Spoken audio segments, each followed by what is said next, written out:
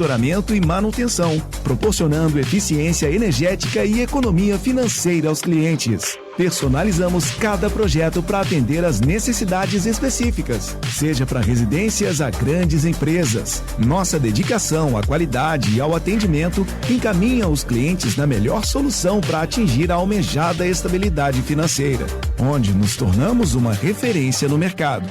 Faça parte da revolução da energia solar com a Eletricampus. Entre em contato hoje mesmo para transformar sua casa ou empresa em um ambiente mais sustentável e econômico. 22 30 33 22 13.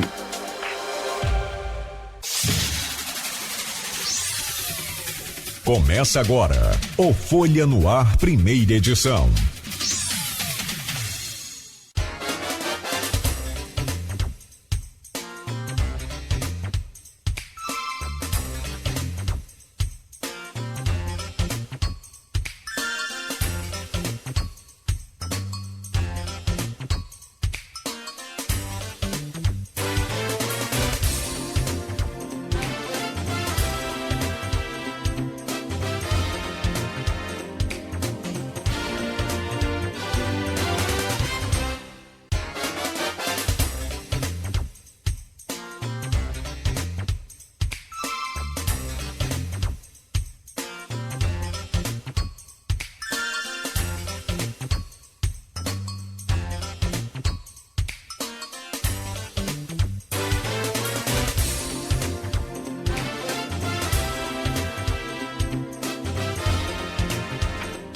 Terça-feira, 11 de agosto de 2026, começa agora pela Folha FM 98,3, emissora do Grupo Folha da Manhã de Comunicação, mais um Folha no Ar. Estamos ao vivo pelo Face, pelo YouTube e Instagram, você confere este programa daqui a pouco em podcast, logo mais reprise na Plena TV e também pela Alexa, é só dar o comando Alexa ouvir Folha FM, no aplicativo da Folha, em todos os canais para você não perder nada, não só do Folha no Ar, mas de toda a nossa programação.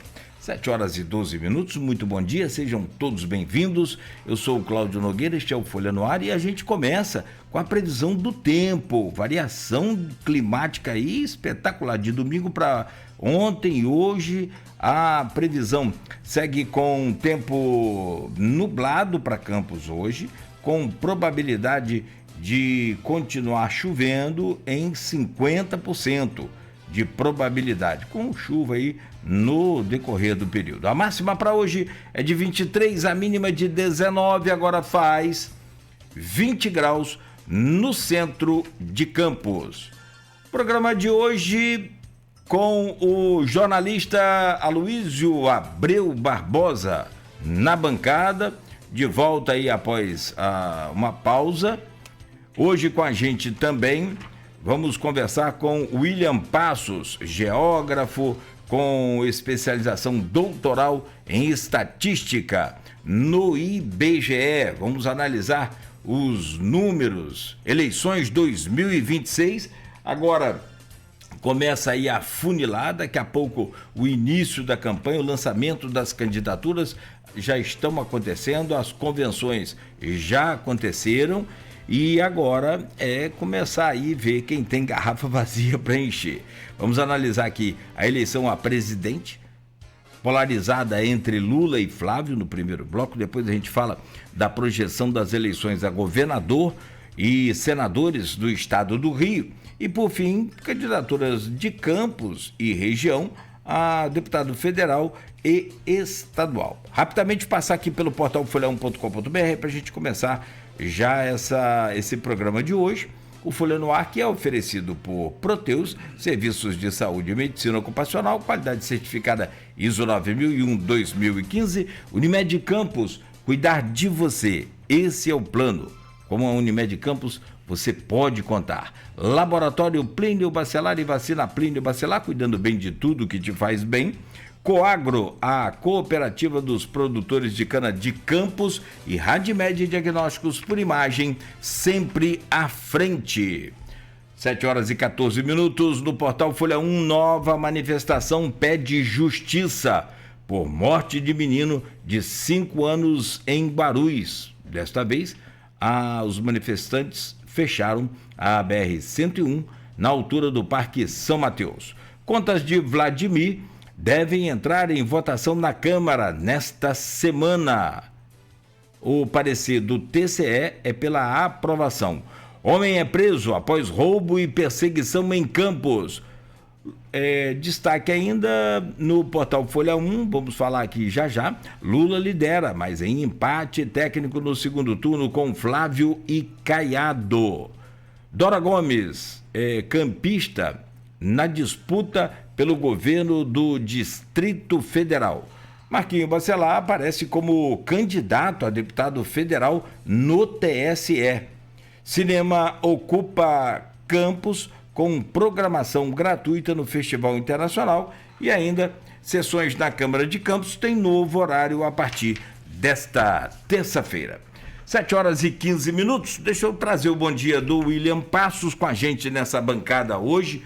Geógrafo com especialização doutoral em estatística no IBGE. Meu caro William, é um prazer recebê-lo aqui sempre nessa bancada, poder contar com sua expertise aí também nesses números. Muito bom dia, bem-vindo, prazer.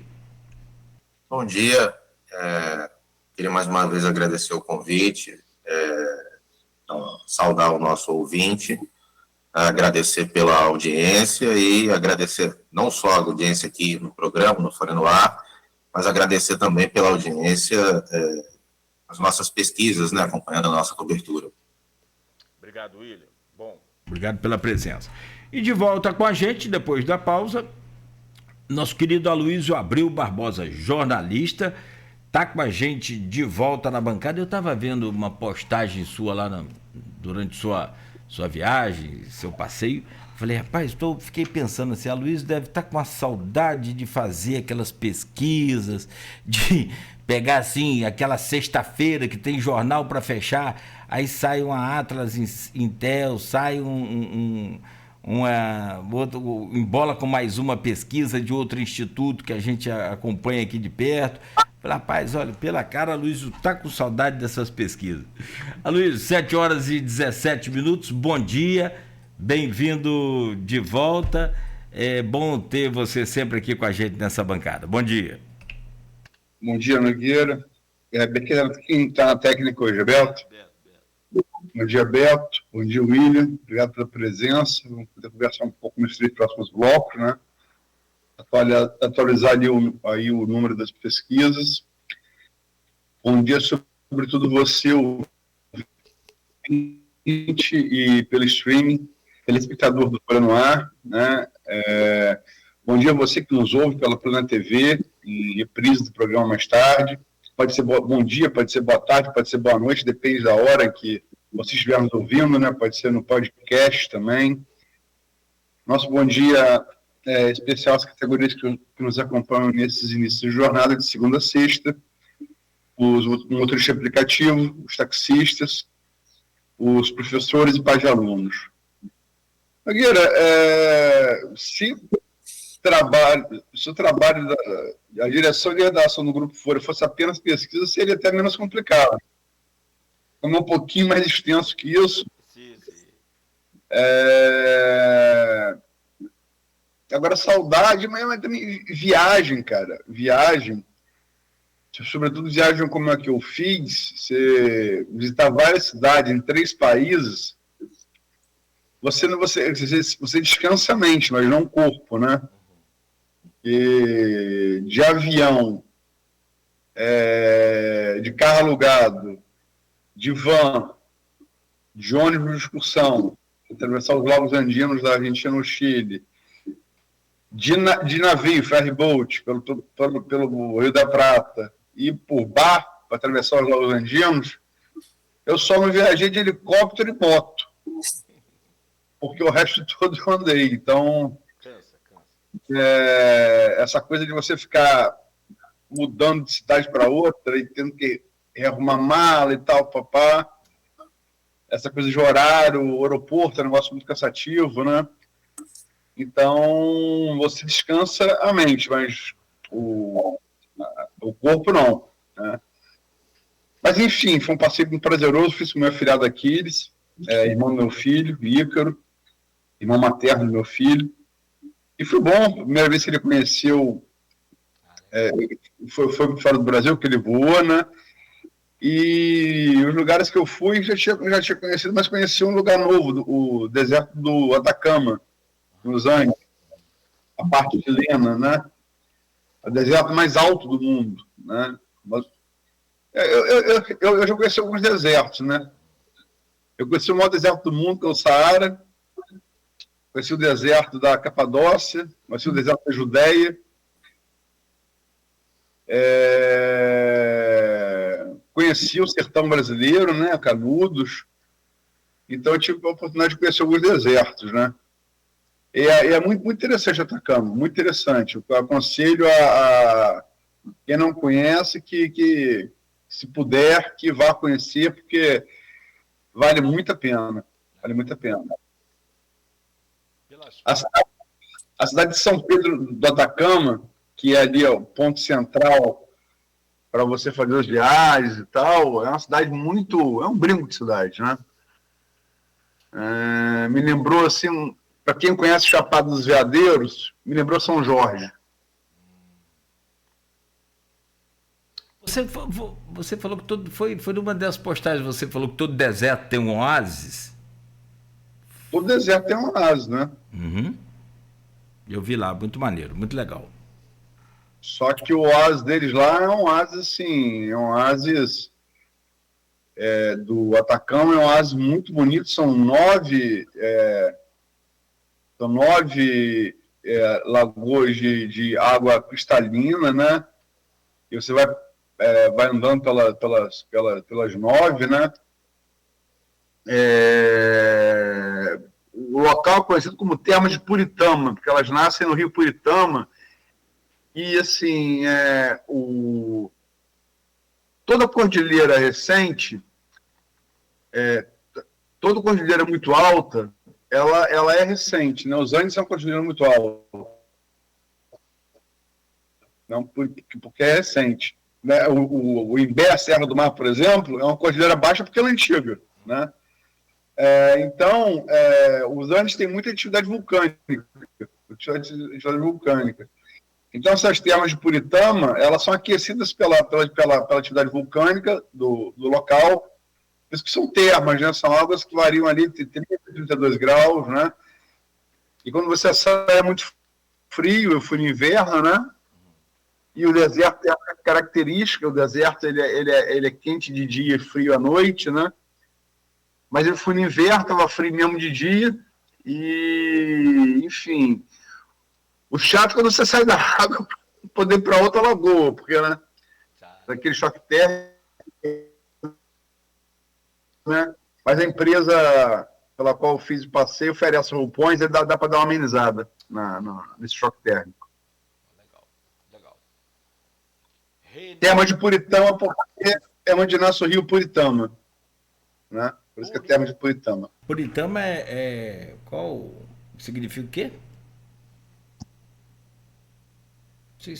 Não sei o significado. O significado da palavra Puritama. Da palavra Puritama, eu acho que você colocou também. Águas quentes. Quentes. Ah, tá. Explicado. A etnia indígena que você tem lá são os atacamenhos Licanantai. Atacamenhos, por motivo óbvio, né? Que são do Atacama. E o idioma deles é um Kunza, né? Em Kunza, Puritama significa águas quentes. Legal. Vamos lá. Vamos para... Agora, é legal que é 3.500 metros de altitude, né? Uhum. Que jogar... Você vai subir, você vai 2.200, você vai 3.500, no final você chega para o Geyser, você vai a 4 metros 300, você vai se adaptando, né? Uhum. Então, sente dificuldade para caminhar, para respirar? Rapaz, não senti, graças a Deus, não senti, não. Eu procurei antes, eu falei com você, tá com os 2 meses nadando, né? Antes de ir para dar uma... Então não senti, não. Mas assim, eu senti em Cusco, no Peru. Eu fui há anos atrás. Nesse Cusco, assim, você vai direto para 3.000 metros, né? Atacama, você vai graduando, 2.000, 3.000, 4.000, aí você vai... O impacto grande é no primeiro dia, né? Aí no Cusco eu tive desorientação, né? Sobe 2 degraus, no terceiro, se você subir, você desmaia. Então eu tive no Cusco, mas no Atacama não. Mas vamos falar de política. Vamos embora. Outra coisa. Passei por um terremoto. Ih, caramba. Começo que teve agora na Colômbia. Não o começo que teve na Colômbia, porque teve na Colômbia foi muito mais grave, né? Muito grave. Muito mais forte. Muito mais perto da superfície. Caramba. Antes da política... conta isso aí. E literalmente não acordei. Você pode dizer que eu não acordo nem com o terremoto. Não acordou? Sério? Não. Caramba! Aquele me disse na manhã seguinte, eu achei que fosse brincadeira, e era o comentário geral das pessoas, né? Eu vi que tinha realmente tido terremoto. Meu Deus. Não, benza a Deus, que sono abençoado. Qualquer barulho de gato lá lá em casa a gente acorda. Mas com o terremoto não foi na mesma escala, não foi na mesma proporção desse de segunda-feira na Colômbia, né? Mas foi também pesado, não foi pouco não. Mas vamos lá, Luiz, 7h26. Bora aí para os números, porque, na verdade, é interessante até você analisar no seu ponto de vista, eu vou pedir a você, e ver o William também nessa parte assim desse período que você estava viajando para hoje, para a gente entender qual é a sua percepção quando você volta para o Brasil e você vê esses números, você toma pé da situação sobre o cenário eleitoral em que a gente traz aqui essa disputa presidente agora já se afunilando para começar de fato a campanha para 2026, 4 de outubro, primeiro turno. Como que você vê? Houve mudança? Não houve? Está ainda naquela estagnação, naquela patinação entre os números, tanto do Lula quanto do Flávio? Como é que você vê chegando de fora agora com essa pausa? Mas eu acho que Lula e Flávio, pelo que eu pude perceber, e assim, eu vi algumas, até porque muitas fontes continuaram mandando pesquisa. Eu até mandei algumas para o William, mandei algumas para Mário, né? Assim que recebia. Mas assim, é uma leitura diferente que eu passei a ler como leitor comum, né? Os números principais ali, porque se eu me embrenhasse para estudar a pesquisa a fundo, eu ia ter que parar, né? Ia trabalhar, e não era essa a minha intenção. O que eu pude perceber, você pergunta em relação a Lula e Flávio, que você pergunta? Sim. É que Flávio teve, e pelas 3 pesquisas aí sim, já de volta que eu fiz, que foram a Quest, a Nexus e agora ontem perdão, Quest, Ideia e ontem a Nexus, é que Flávio ele se recuperou daquele baque que ele sofreu ali com a revelação da relação dele com o Lorcar ali por volta de maio, né? Acho que Lula ainda é favorito, mas é uma eleição, para mim, completamente aberta, presidente. William, você comenta esse período também? Eu acredito. A gente teve assim, um afastamento. Vamos lá, pegando a eleição nacional, né, do período em que o Aloysio foi viajar para hoje, acho que a gente teve um momento de distanciamento maior, né, do Lula para o Flávio. Acho que quando ele volta, a gente tem esse distanciamento maior, né, mais assim, consolidado fora da margem de erro, e aí ele volta com o Flávio mais encostado no Lula. Dependendo do Instituto, dá empate técnico, dependendo do Instituto, dá um pouquinho fora da margem de erro, mas tem esse agora, nesse período, a gente tem um retorno dessa proximidade. E a gente tem essa definição, né? Definição de uma eleição polarizada, cristalizada, como aconteceu nas eleições anteriores, né? E, ao que tudo indica, a gente vai caminhando para mais um desfecho, né? E segundo turno, e de um lado o Lula, que concorreu a todas as eleições, menos naquela que ele foi substituído pelo Haddad, com o polo oposto, né? Que passa a ser, de 2018 para cá, o bolsonarismo. Se a gente olhar numa visão de série histórica mais ampla, acho que a gente pode dizer ali que houve uma flutuação do Flávio em função, né, de acontecimentos que a gente teve na campanha que o desfavoreceram, né, e que não foram suficientes para poder fazer Lula avançar ainda mais na intenção de voto em relação ao que ele avançou. A gente pode explorar isso mais ao longo do programa, mas os números ali fazem a gente pensar na possibilidade até de um certo teto do Lula, porque a partir de determinado... Os números não ultrapassam um determinado limite, né? Diferentes institutos, você tem diferentes institutos, né? E tem uma curiosidade, porque tem um padrão numérico ali também nas simulações de segundo turno com o Caiado, né? Então, assim, o que a gente consegue observar é que, né, parece que acima de determinado percentual o Lula não sobe mais. Então, isso pode sinalizar algo na direção da gente pensar num possível teto, num possível limite dele. A gente pode explorar mais isso ao longo do programa. Seria interessante você trazer esses números dessa última pesquisa, por exemplo, que está aqui,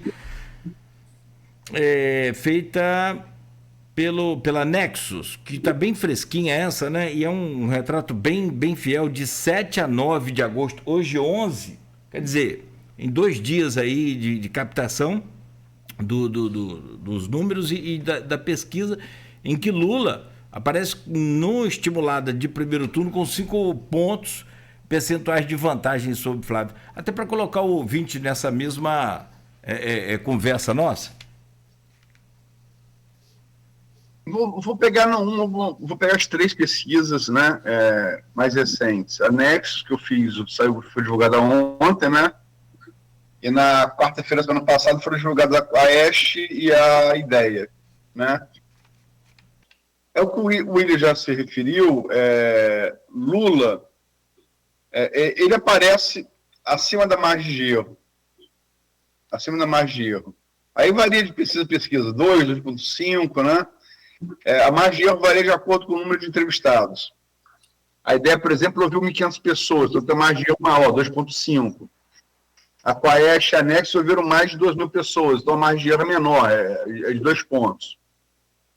A Quaest presencialmente, domiciliarmente, a Ideia e a Nexus por telefone. A vantagem de Lula, no primeiro turno, ela supera a margem de erro. A vantagem de Lula no segundo turno, e outra coisa, todas as simulações do segundo turno, quando você soma os votos, o que define se vai ter segundo turno, o que é?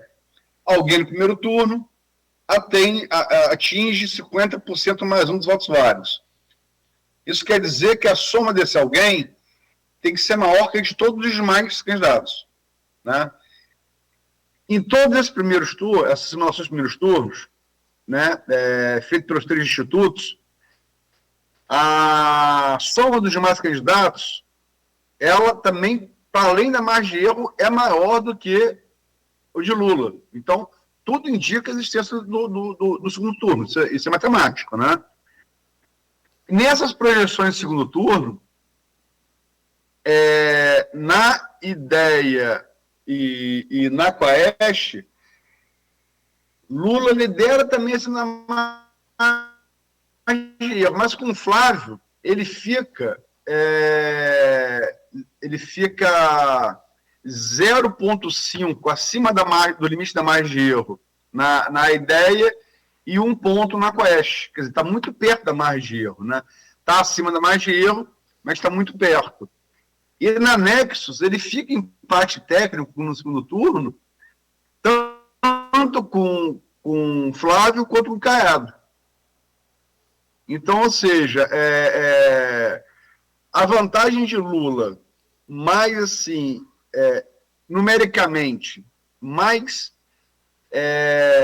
folgada, digamos assim, é no primeiro turno, mas em nenhuma projeção ele aparece a possibilidade de liquidar fator no primeiro turno.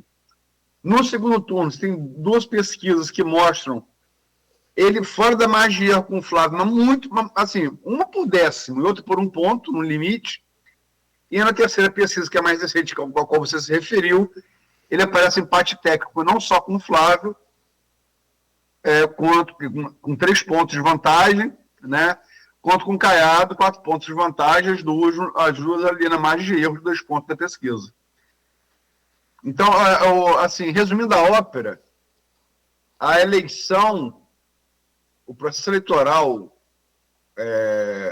a partir do retorno, me parece muito mais incerto do que quando eu saí. O terremoto que eu senti, que eu não senti, que eu continuei dormindo, parece que houve aqui nas pesquisas. Não um terremoto forte como o da Colômbia, mas o terremoto ali que se deu ali no Chile, não um terremoto capaz de fazer balançar quadro e fazer balançar a cama. Quer comentar, William? Eu queria só fazer um acréscimo ao que o Aloysio falou, no sentido de que, para o ouvinte, sendo bem didático assim para o ouvinte, a gente não tem uma eleição ganha, né? A gente não tem uma garantia, né, de quem vai ganhar. Né? A gente pode dizer assim que é uma eleição em aberto, porque nós estamos no dia 11 de agosto, a eleição é 4 de outubro, não é isso? Então, redondos, 60 dias. Lógico, outras coisas podem acontecer, mas tudo mais constante, a gente tem um apontamento primeiro de que vai ter um segundo turno, né? É muito difícil, com base no que a gente tem de projeção hoje, que a gente tenha um desfecho da eleição presidencial em primeiro turno, então a gente deve ter aí um segundo turno, e dentro desse segundo turno não está claro para a gente quem ganha, né? A gente tem, o que está claro para a gente é um provável segundo turno entre Lula e Flávio, né? Porque a intenção de voto dos outros candidatos é uma intenção baixa para que a gente tenha um segundo turno entre Lula e outra pessoa. Então é provável que a gente tenha um segundo turno entre Lula e Flávio. Mas para quem está nos ouvindo, nos assistindo, a gente não tem a garantia de quem vai ganhar, se vai ser Lula ou se vai ser Flávio. Embora a gente sabe, quem tem quem está sentado na cadeira, né, normalmente tem uma vantagem muito grande. Se a gente pegar todas as eleições para presidente, o único que não se reelegeu sentado na cadeira foi Jair Bolsonaro. Todos os outros se reelegeram. Dilma se reelegeu, Lula se reelegeu, Fernando Henrique se reelegeu, né? E então, assim, a gente tem, considerando a história, né, a gente pensa assim que há uma certa vantagem, uma certa probabilidade assim da gente ter uma reeleição de Lula. Mas menos de 60 dias para o primeiro turno, né? E um pouco mais do que isso para o segundo turno, a gente não tem hoje garantia nenhuma, né, de que a gente tenha a reeleição de quem está sentado na cadeira, a reeleição do incumbente. Fato que deixa a eleição aí em aberto e faz com que a gente tenha que observar com mais atenção, né, os próximos movimentos. Então, para quem quer, vamos dizer assim, a eleição para a gente é uma coisa muito séria, né, mas vamos pensar assim num jogo de futebol, né? Para quem está torcendo para a eleição do Lula, o jogo não está garantido, a vitória não está garantida. E para quem está torcendo para a eleição do Flávio, né, também a vitória não está garantida.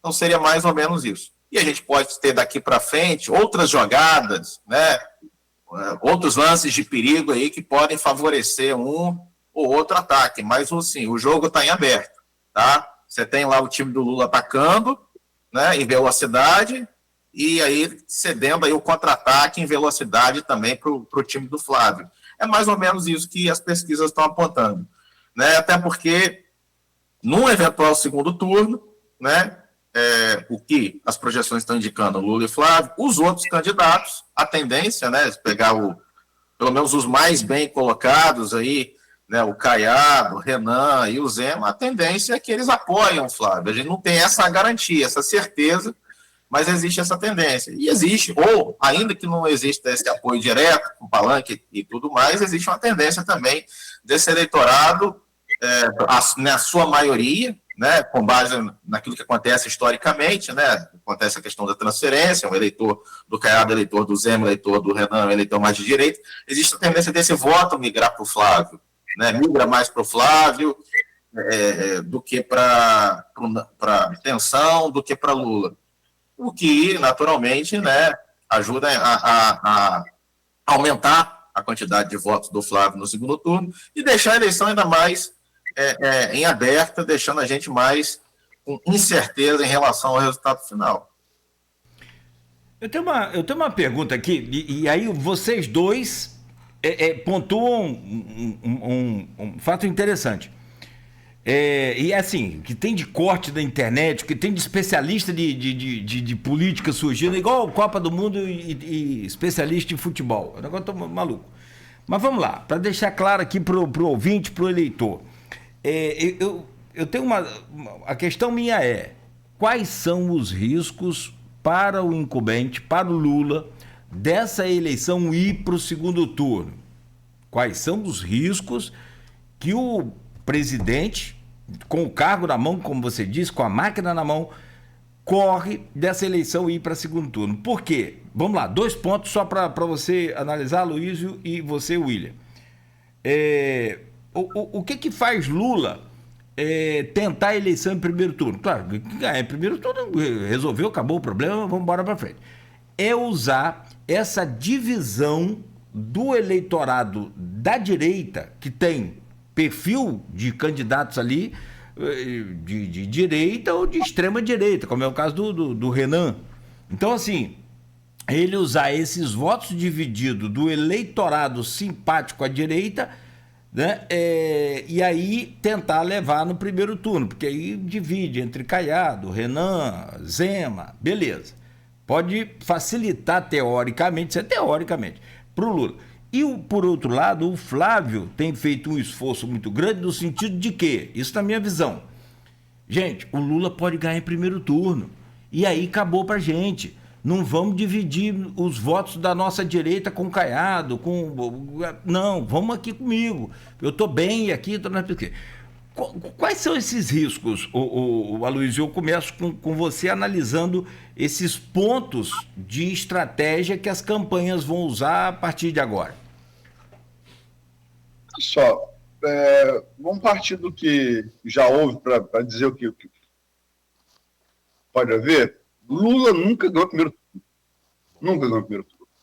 Boa. Lula, na reeleição dele de 2006, ele tinha aprovação de governo entre 63% e 70%, variando nas pesquisas. E ele fez o segundo turno de Geraldo Alckmin, hoje seu vice.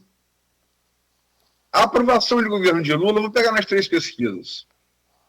Na ideia, 49% desaprovam dos brasileiros, 48,5% aprovam. Na Coeste, 48% aprovam, 47% desaprovam. E na Nexo, 49% desaprovam, 46% aprovam. Se Lula, com 60%, 70% de votos, de aprovação, ele não se reelegeu, agora que está pau a pau, em 3 pesquisas, ele vai se reeleger, seria algo muito, historicamente, muito lógico, né? Eu assim, não, matematicamente não é impossível, mas acho muito pouco provável. Muito pouco provável. E o que eu percebo, e aí a visão de quem ficou de fora um tempo, é que a primeira coisa, eu concordo com ele, e eu falava isso há algum tempo já. Eu acho que Lula está batendo no teto dele, não é de agora, não, é desde o ano passado. O teto de Lula, para mim, o auge dele foi aquela onda pós-Trump, que ele surfou muito bem, de julho a outubro, quando ele chama a operação na Alemanha de chacina. Ali foi o auge dele. Ele não vai ter mais intenção de voto do que aquilo. Porque o antipetismo é muito grande. As duas maiores forças políticas do Brasil são o antipetismo e o antibolsonarismo. Né? Em 2022, há que se lembrar, o antibolsonarismo venceu o antipetismo por apenas 1,8 ponto. 1,8 ponto. A menor diferença já registrada numa eleição presidencial no Brasil, desde que o segundo turno foi adotado a partir da eleição de 1989, com base na Constituição aprovada no ano anterior, que vigora até hoje, de 88. Então, eu acho muito pouco provável, assim, não é impossível, mas pouco provável. E uma outra coisa, quando eu saí daqui, do Brasil, o noticiário era todo contra Flávio. O noticiário, agora, com Lulinha, né, aprofundando nas investigações do INSS, dinheiro sendo transferido para a pessoa que era o arauto de Lula. Né? Lula não tem celular, para você falar com o Lula, você tem que falar. Então, assim, e Lulinha, vamos combinar, né? De novo, né? De novo, né? Agora com venda de canabidiol, enfim, e sem contar Jacques Wagner também, né?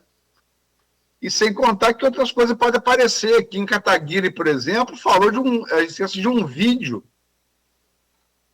que Kataguiri do Missão, mesmo partido de Renan Santos, que eu discordo de você, não acho que seja de extrema-direita, eu acho que é uma outra coisa. Acho que talvez seja mais uma pós-direita do que uma extrema-direita. Né? Eu acho que está muito mais para Milei do que para Bolsonaro. Né? É libertário, é outra. Está muito mais para Milei do que para Bolsonaro e Trump. Né? É uma outra coisa. Né?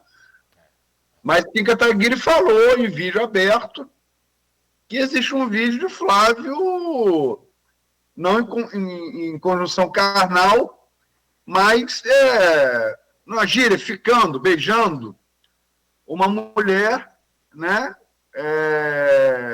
O eleitorado dele é conservador, né? Seria uma infidelidade. E essa mulher também seria uma autoridade da República. Que em Kataguiri falou, se esse vídeo existisse aparecer, qual é o impacto disso? A gente não sabe, né?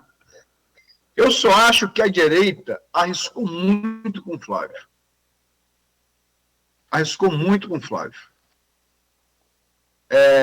Pelo andar da carruagem, eu acho que Tarcísio de Freitas teria condições muito favoráveis a derrotar Lula na eleição.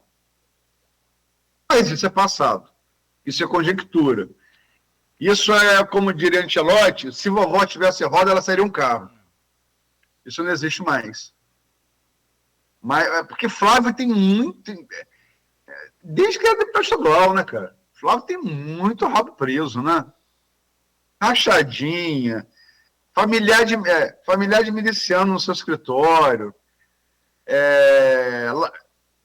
faturamento de loja de chocolate cheirando a lavagem de dinheiro, imóvel milionário em Brasília comprado em dinheiro vivo, ligação agora com o Vorcaro. Se existisse vídeo que o Kataguiri, que é alguém que não é da esquerda, falou, né?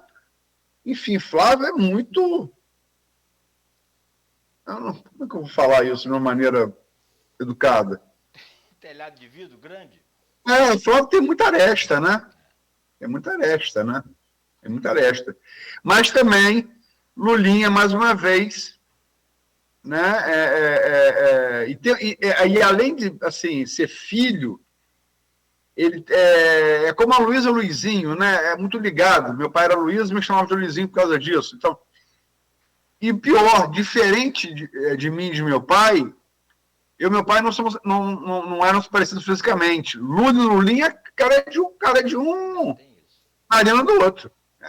Só botar barba, entendeu? Então, e Jacques Wagner também enrolado, né? Muito enrolado também no caso Master, né? Tá enrolado e isso pode causar danos a Lula no maior colégio eleitoral do Nordeste, que é a Bahia, especificamente, no coração do petismo no Brasil, né? Tem uma pesquisa agora, por exemplo, acabou de sair o William, Real Time Big Data.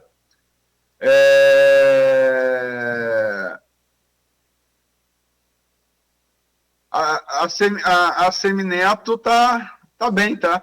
O Jerônimo Rodrigues lá na Bahia, entendeu?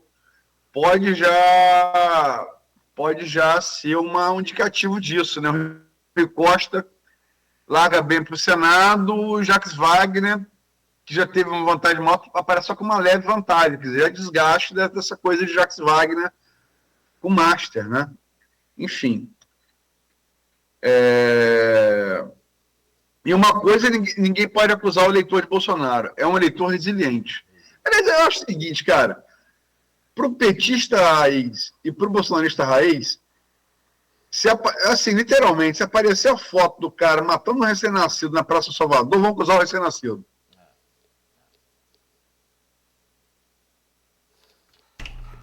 Parece que nada atinge. Tanto que a recuperação do Flávio está aí. William, comenta esse assunto, são 7h51, só para a gente fechar, porque só esse tema de presidente, você tem um caminhão de dúvidas e perguntas para vocês que são especialistas em números e que trazem isso mais claramente para a gente. Mas esses riscos que eu falo e que a Luísa confirma, apesar dos riscos, Lula nunca levou no primeiro turno uma reeleição.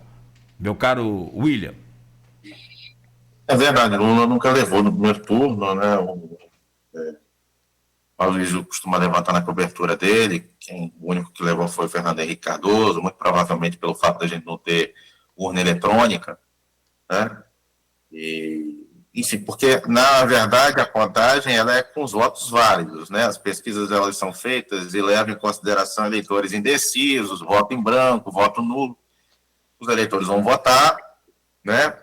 Tem os eleitores que votam branco, tem os eleitores que votam nulo, mas esses votos não são contados, né? E, naturalmente, quem não foi votar também não tem contagem de voto. Então, quando a urna fecha e apura, e hoje é tudo automático, né, ela exclui os brancos e nulos, soma só quem votou, aí chega ao percentual de votos válidos, e aí faz a distribuição percentual a partir só com base em quem votou. E por um provável teto de Lula, né, e uma situação que a gente tem hoje do eleitorado indo mais votar, né, por uma consciência maior, um costume maior, né, uma desconfiança menor. Eu fui criança na década de 90 e eu escutava muito, né, principalmente entre pessoas com menos escolarização, né, uma desconfiança em relação à urna, né, e será que o que a gente votou, né, é exatamente aquilo que é contado? E eu cheguei, quando era criança, também pegar a cédula de papel, eu lembro da cédula de papel, mas mesmo no início da urna eletrônica havia essa desconfiança, embora em campanhas passadas, né, a gente tenha eleitores explorando a desconfiança das urnas, né, enfim, mas essa desconfiança acaba sendo menor, né? Então, muitas vezes, a exploração dessa desconfiança funciona como retórica. Isso impacta na abstenção. O eleitor hoje vai mais votar. E, por causa da urna eletrônica, o eleitor erra menos, né? É menos difícil o eleitor errar. E a gente tem especialistas que falam isso internacionalmente, né? Países em que ainda votam no papel, né? O eleitor marca errado, né? E na urna eletrônica é mais difícil disso acontecer, né? Porque você tem que digitar.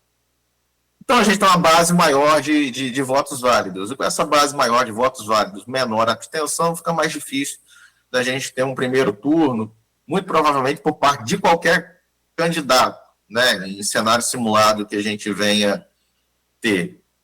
No caso, como já dito anteriormente, a única eleição que o Lula não disputou foi a eleição de 2018 não, foi em 2018, né? Que foi substituído pelo Haddad no meio, e então a gente tem sempre o nome de Lula na urna. A gente provavelmente não vai ter em 2030, provavelmente não, a gente não vai poder ter o nome do Lula em 2030. E com o nome do Lula na urna e essas situações todas aí que eu já citei, a gente tem matematicamente uma probabilidade baixa, né, de a gente ter uma eleição de primeiro turno.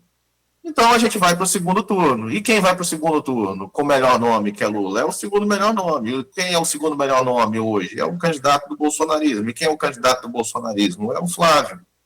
Né? Então é esse cenário que a gente está considerando. E os palanques, né? Os palanques no eventual segundo turno. Dos principais nomes aí, a gente não tem, né, nenhum que a gente possa, assim, conjecturar que vá dar palanque a Lula. O Aloysio pode me ajudar? Você pode me ajudar? Na eleição passada, no segundo turno, teve uma Tebet no palanque, né? Tanto que ela virou ministra. Né? O Aloysio não está ouvindo. Ciro não foi, mas o PDT foi. O PDT foi. Além da Tebet. Simone Tebet e Ciro não foi, mas o PDT foi. Aquela outra foi também, não? Meu Soraya Tronic. Isso. Ela foi também? Chegou aí pro segundo turno com Lula? Eu não me lembro se formalmente. Também não lembro isso também formalmente. Enfim. É isso. Gente, você fechou, William? Por favor, Luiz. Vê você. Não, teve outro fato também, né, que nesse interregno da minha viagem, que eu acho que contou pro Flávio, que foi nem que seja para inglês ver, a pacificação entre Michele e Flávio. Acho que isso ajudou o Flávio também, entendeu?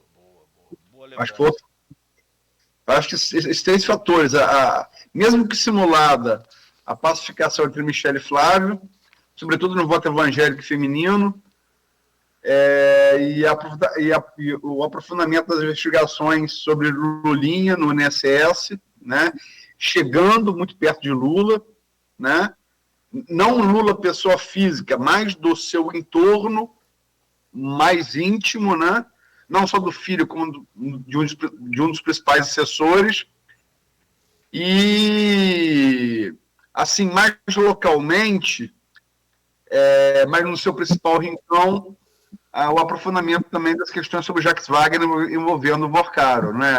Compra de apartamento, e Vorcaro em torno de Vorcaro, né? No caso, não foi nem Vorcaro, foi um dos seus, digamos, sócios, né? No esquema de Vorcaro. Então, acho que esses três fatores foram os principais responsáveis por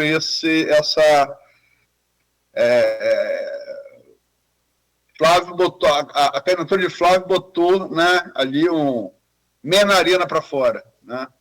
Meia narina para fora. Agora, acho que o Lula continua sendo favorito, mas acho que ele é menos favorito do que quando eu saí daqui do Brasil.